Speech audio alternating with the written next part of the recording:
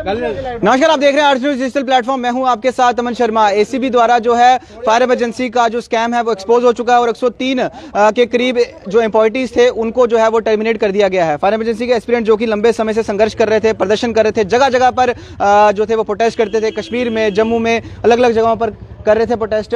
103 employees को जो है वो टर्मिनेट कर दिया गया है और एंटी करप्शन ब्यूरो ने कैसा काम किया, पहले ये बताइए।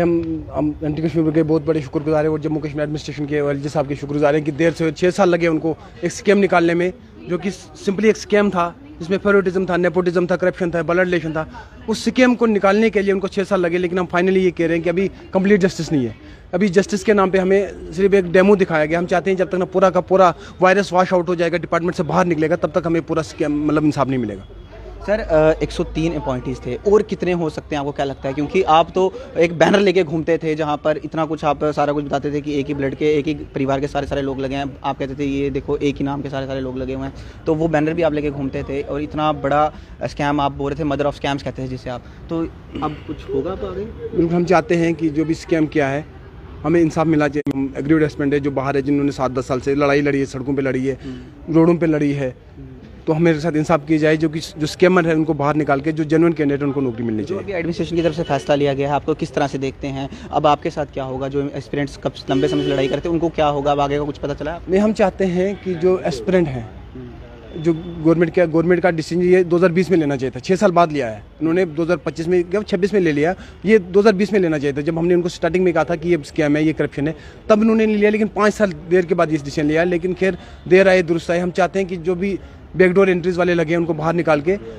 जो लड़के सड़कों पे लड़ रहे थे, कोर्ट में लड़ रहे थे, कहीं भी लड़ रहे, उनके साथ जस्टिस होना चाहिए। क्या लगता है आपको? और भी अपॉइंटीज होंगे जो ऐसे लगे हैं स्कैम? बिल्कुल, अभी 550 अंदर हैं।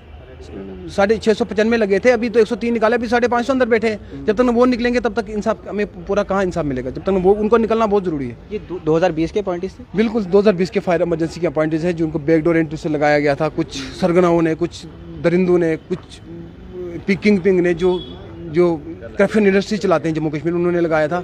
लेकिन हमारी जो मेहनत थी वो खैर बहुत टाइम लगाया, लेकिन एक इंसाफ का एक रिपोर्ट सामने आई है। ओमर शीट में भी टेम्परिंग हुई है। ओमर शीट में टेम्परिंग की है, पेपर लीकेज की गई है, बहुत कुछ किया है इसमें। तो ये तो पूरा स्कैम ही था, 100% स्कैम। आप सोचो कि अब लड़का पेपर देके हाल से निकलेगा, उसके बाद उसको नहीं पता होता कि मेरे ओमर शीट के साथ क्या छेड़खानी होगी, किन लोगों को ऊपर लाया जाएगा, किन लोगों को नीचे लाया जाएगा, ये किसी को नहीं पता है। अभी कुछ ऐसा ही कहा जा रहा है कि जिन बच्चों के मार्क्स अगर 100 थे तो उनको एक्स्ट्रा मार्क्स दिए गए हैं। और आप यकीन नहीं करोगे, जिसको 9 थे उसको 91 बनाए हैं, जिसको 2 थे उसको 92 बनाए हैं।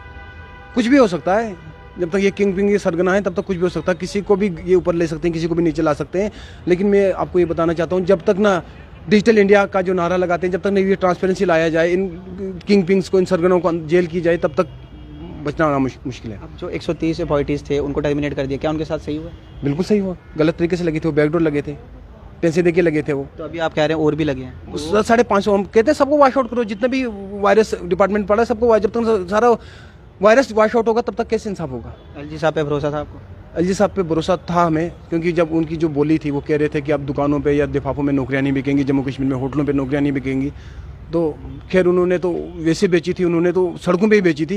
लेकिन अब है कि हमें उम्मीद है कि अब एलजी साहब अगर एक स्टेप उठाए तो उसको कंप्लीट तक ले जाएंगे। अब आगे का क्या सोचा आप? हम ये सोचते हैं कि हम जो भी एग्रीड एस्पेंट है, जो बाहर है सड़कों, उनके साथ इंसाफ किया। हम एवरेज हो चुके हैं, हम हमारी उम्र नहीं रही है, हम फॉर्म लगाएं तो हमें साथ इंसाफ किया जाए। हमने देखा कि आपकी तरफ से एक पोस्ट डाली गई है और कहा गया है कि अब हम कहाँ करेंगे, हमारा भी तो वेस्ट हो गया। बिल्कुल 5-6 साल हमारे वेस्ट हो गए, तो हम एवरेज हो गए। तो हमारे साथ हम चाहते हैं कि हमें एडजस्ट किया जाए, किसी न किसी डिपार्टमेंट में हमें एडजस्ट किया जाए, जो हमारे साथ जिनका गलत हुआ है। तो चलिए, एक बड़ा खुलासा सामने आया था फायर इमरजेंसी एस्पिरेंट्स का, जो कि इन्होंने स्कैम को लगातार एक्सपोज कर रहे थे, फुल प्रूफ्स के साथ ये जो थे अपनी बातें रख रहे थे। और हाल ही में अगर बात करें तो एंटी करप्शन ब्यूरो ने इनके मुद्दे को सुना, समझा और तहकीकात जब की तो उसमें बड़े सारे स्कैम सामने आए और 103 एम्प्लॉइज़ को जो है वो एम्प्लॉइज़ को जो है वो अब इनमें भी खुशी की लहर है, क्योंकि जो मदर ऑफ स्कैम्स था इससे बड़ा परेशान थे लोग। और कभी कश्मीर में, कभी धूप, कभी बारिश, कभी नहीं देखा, सड़कों पर प्रदर्शन करते रह गए। फिलहाल अभी एडमिनिस्ट्रेशन से इनको उम्मीद है कि जो इनके 5 साल वेस्ट हुए हैं तो कुछ इनके लिए भी कुछ सोचा जाएगा। फिलहाल ऐसी अपडेट्स के लिए देखते रहते हैं। उसका नाम अश्विनी के साथ दीजिए इजाज़त। नमस्कार।